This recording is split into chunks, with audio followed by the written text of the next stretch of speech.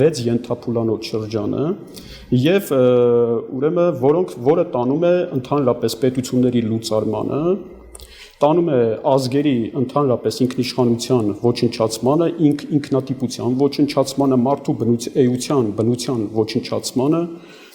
եւ հակաստվածային, հակապետական, հակահասարակական, հակամարտկային, հակազգային մի համակարգ է սա,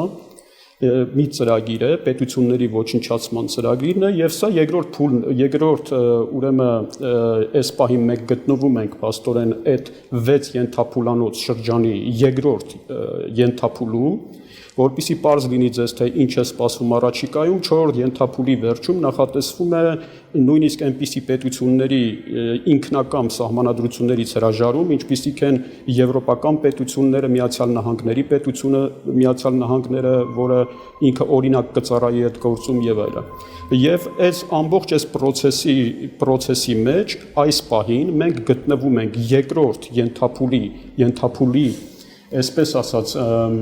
միջին արևելք բեկման գոտու մակրոտարածաշրջանի ակտերից մեկում նախատեսած մի քանի ակտերի շրջանակներում ենք մենք եւ ինչ է նախատեսված է մեծ միջին արևելք բեկման գոտում ստեղծել մի քաոտիկ իրադրություն, դոմինոյի էֆեկտ փորձելու են տան եւ ինքը գոտին կոչվում է բեկման գոտի, այսինքն բեկող գոտի է տվյալ տարածաշրջանում ուժերի դասավորության փոփոխությունը, ուժերի այսպես ասած կարգի փոփոխությունը կարող է բերի ամբողջ ուրեմն մեծ եվրասիական բլոկում եւ ամբողջ աշխարհում ուժերի փոփոխության եւ իրենց ծրագրերի համատեքստում են ուզում այդ ուժերը փոփոխեն այս տարածաշրջանում եւ հիմա Արցախի խնդիրը որ եղավ Արցախի դեպքերը որ կային դրանք զուտ Արցախի դեպքեր չեն եղել դրանք եղել են ընդհանրապես երկրորդ ենթափուլի համար նախատեսված երկրորդ որ նոր ասեցի 6 ենթափուլանոց մեր տարածաշրջանի համար նախատեսված ակտերից մեկը բայց այդ ակտը ինքը շարունակականություն ունի